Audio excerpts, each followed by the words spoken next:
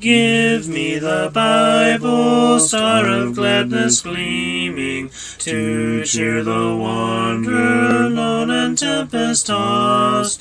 No storms can hide that radiance peaceful beaming, since Jesus came to seek and save the lost.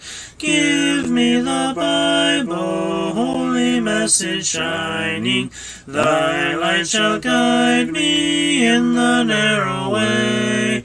Precept and promise, law and love combining, till night shall vanish in eternal day. Give me the Bible when my heart is broken, when sin and grief have filled my soul with fear. Give me the precious words by Jesus spoken. Hold up faith's lamp to show my Savior near. Give me the Bible, holy message shining, thy light shall guide me in the narrow way. Precept and promise, law and love combining, till night shall vanish in eternal day. Give me the Bible, all my steps enlighten, teach me the dangers of these realms below. That lamp of safety o'er the gloom shall brighten, that light alone the path of peace can show. Give me the Bible, holy message shining, thy light shall guide me in the narrow way. Precept and promise, law and love combining, till night shall vanish in eternal day. Give me the Bible, lamp of life immortal, hold up that splendor by the open grave. Show me the light from heaven's shining portals, show me the glory gilding Jordan's wave. Give me the Bible, holy message shining, thy light shall guide me in the narrow way. Precept and promise, law and love combining, till night shall vanish in eternal day.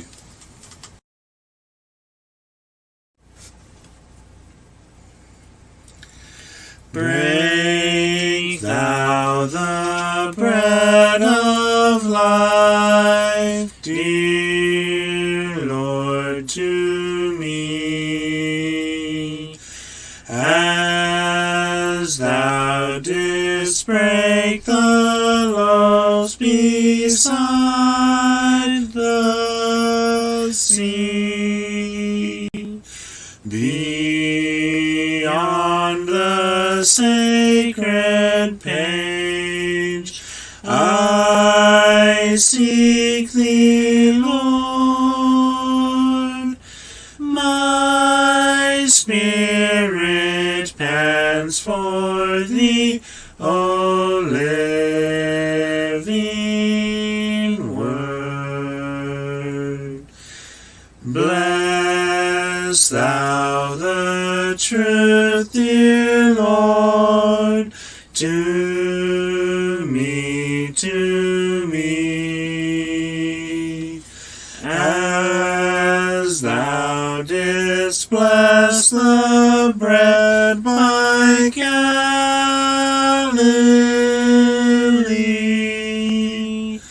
Then shall all bondage cease, all fetters fall, and I shall find my peace, my all in all.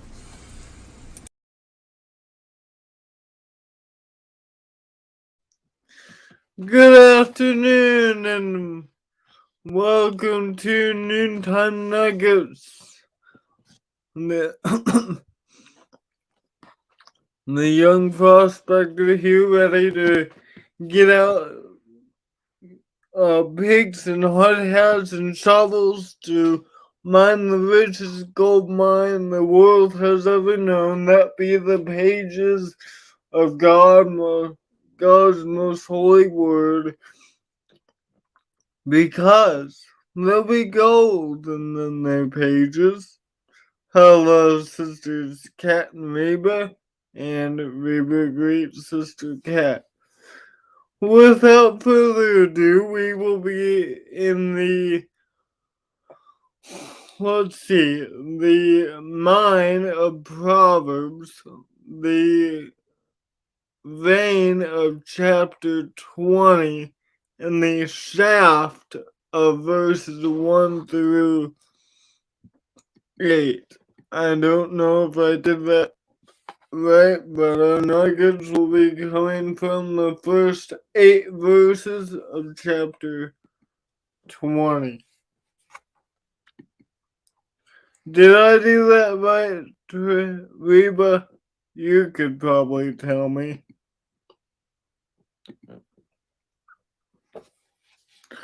Proverbs 21 through 8.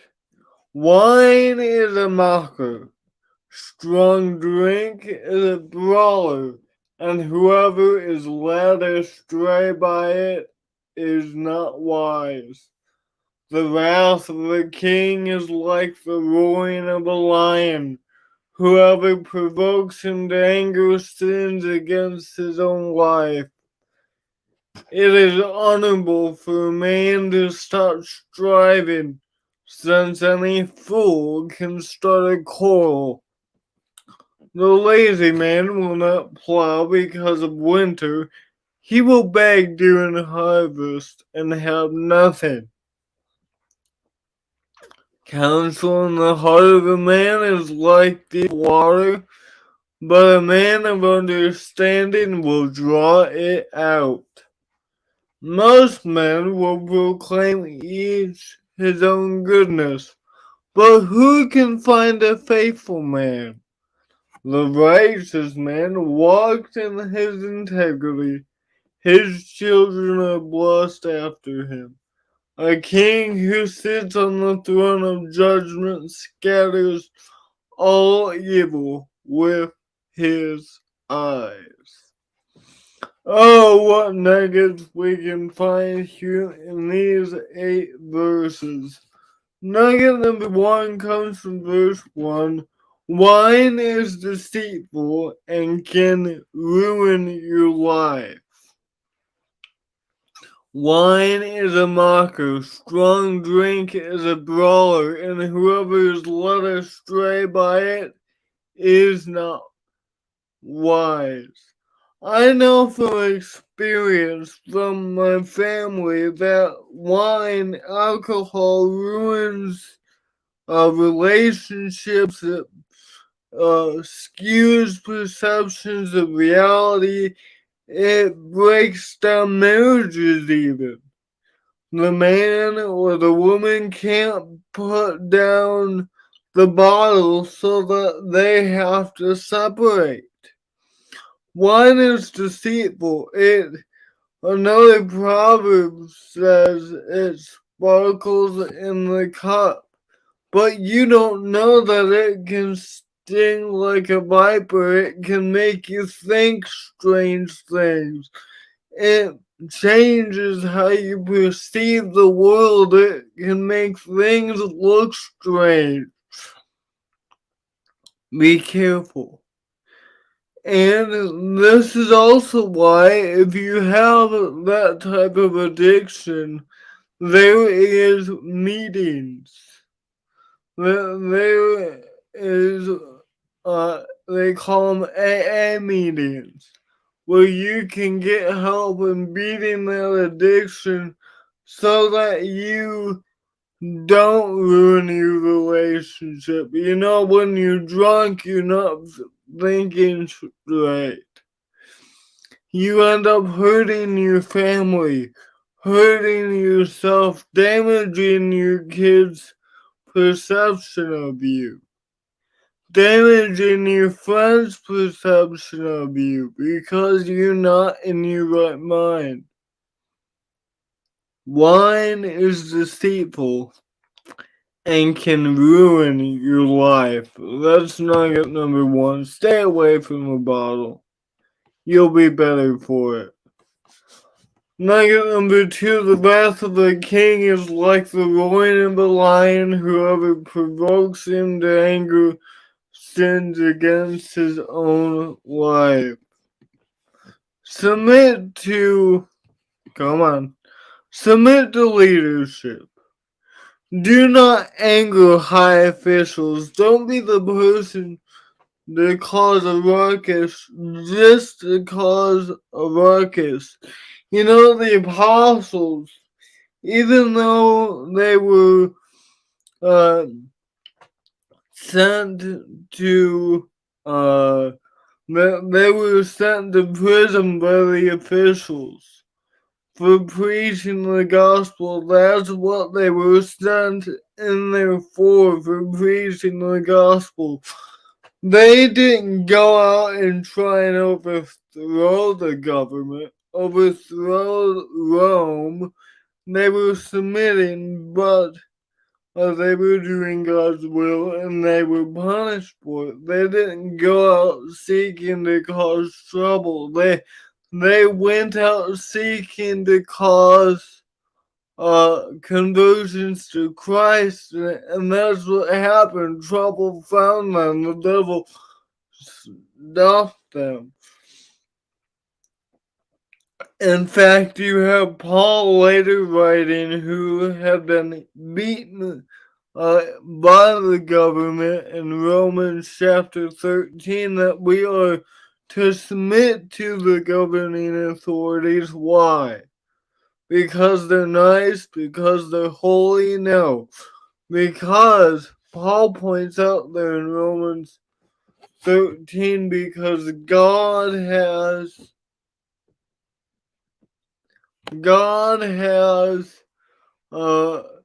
put them in their position. So if you go against the authorities, you are going against the God who put them there.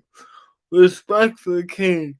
Behind every corrupt government, there is a holy God. There's a God pulling the strings. So we as Christians must submit. Our next nugget comes from verse number 4. Hi, Teresa.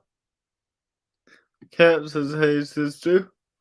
Our next nugget comes from verse number 4.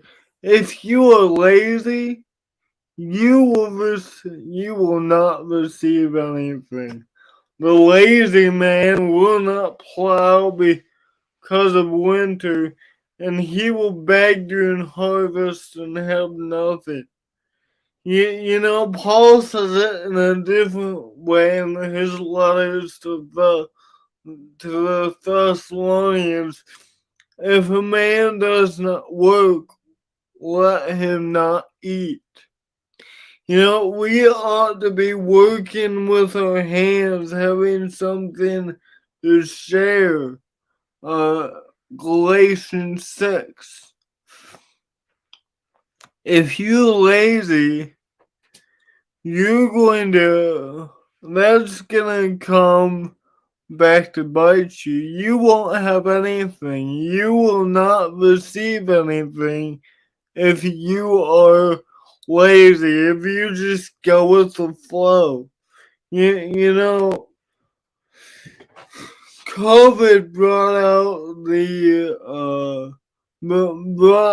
the laziest, I think, because the government started handing out money, and now 3 years later, there's still a problem with jobs and people wanting to or go back to work. They don't want to work. They were getting paid by the government for 2-3 years. And now we know why most jobs are hurting for employees because they don't want to work. They've been lazy for the past couple of years. They will have nothing. Next nugget comes from the next verse. Counsel in the heart of a man is like deep water, but a man of understanding will draw it out. A man of understanding is able to use the counsel he receives to better his life. Many people, when you try and correct them, they lash out. They say, "You're wrong. Don't tell me how to live my life." I used to be that way. But the wise man is one who values counsel. He values what others think because he uses that counsel to make his life better, to improve his life. Notice the verse again. Counsel goes in deep like water. Counsel sticks with you, but the difference between the fool and the wise, the wise people will take that counsel and use something to be better for it.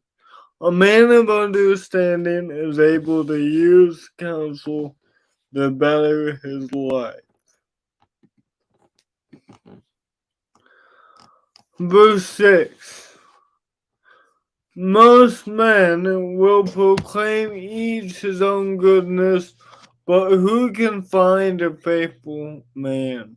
It is better to be judged faithful than to self-proclaim it. You know, Jesus says, don't sound a trumpet when you do good deeds. Don't have a parade. Because we're not doing our deeds to be seen by men, are we? No, we're doing our deeds to be seen by God. To have men see and give God the glory. See, it's all about who gets the glory. Even in Matthew 5:16, the emphasis is let your light shine so others may see. Why?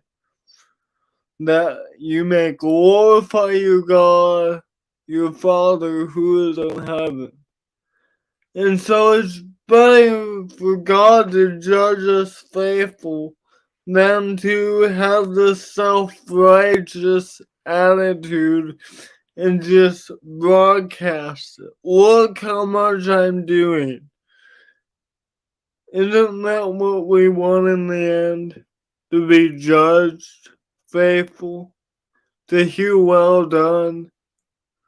You know, that'll feel better than anything I self-proclaim, anything I do to make myself feel good.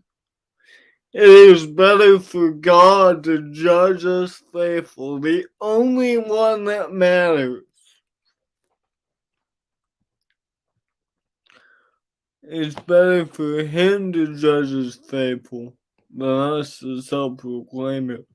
Most men will proclaim each his own goodness. Most men tell you how great I am. But who can find a faithful man? A man that is not just broadcasting his goodness, but actually will keep with it. God will judge him faithful.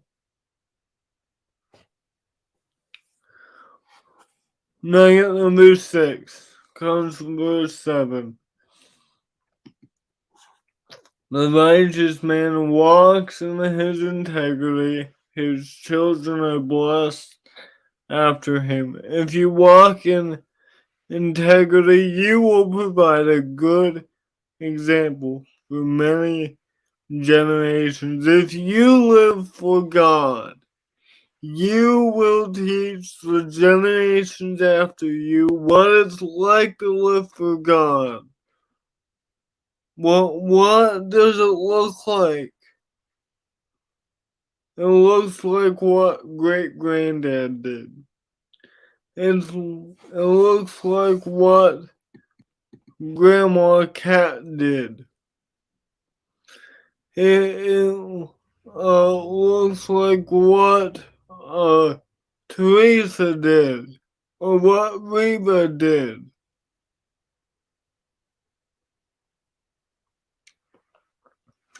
If we walk in integrity, we're going to provide a good example for many generations. Our influence doesn't have to stop when we stop breathing. Our influence will expand far and wide beyond our death if we live right. The righteous man walks in his integrity, his faithfulness, and his children are blessed after him. They learn his good character. They learn from his good character. So let me ask you this. When your great grandchildren reflect on your life, if you're lucky to have great grandkids, I'm sure most of you have. When you're dead, what will people say about you? What will God say about you? What will your legacy be? The righteous man is going to walk in his integrity. What will you do? And our last nugget. A good king, nugget number 7, will see evil and punish it. A king who sits on the throne of judgment scatters all evil with his eyes. Many bad kings in Israel just let wickedness run rampant. And what happened? They got destroyed. They got demolished. Their kingdoms did not stand. But if a righteous king sees evil, he's going to scatter it with his eyes. He's going to look at it and take care of evil just like David did. Just like Josiah did. He reformed the people. King Josiah, if you remember, found the book of the law, teared its clothes, and said, "We have not been doing what the law says. We need to change." A country, a nation, a state, a people is only as good as the leader leading them. If the leader is good, the people will be good. If the leader is bad, most of the time the people will be bad. Now, it's not always that cut and dry. You have good leaders and wicked people. I mean, Moses was a pretty good leader, but generally that's true. When you have a righteous king, a righteous leader, he will see evil and punish it, and the people will honor God. So,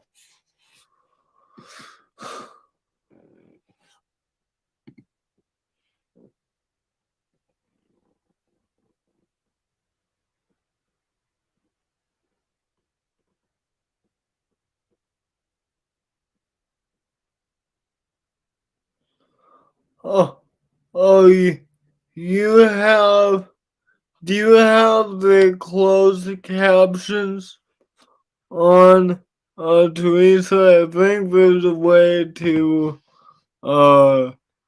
there's a way to get,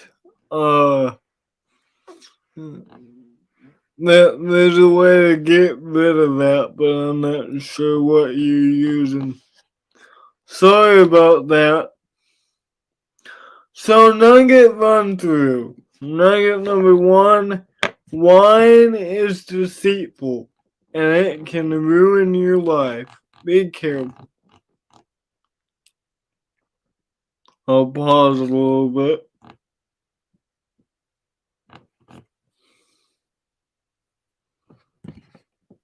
Nugget number 2, submit to leadership.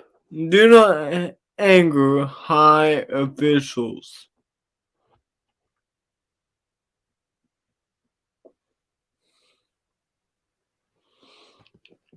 Nugget number 3, if you are lazy, you will not receive anything. Verse 4.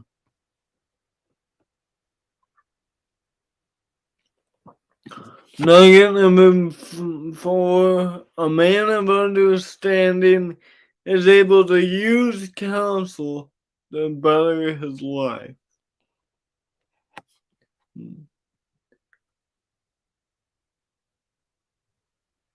Nugget number 5, it is better to be judged faithful than to self-proclaim it. Verse 6. Nugget number 6. If you walk in integrity, you will provide a good example for many generations. Verse 7.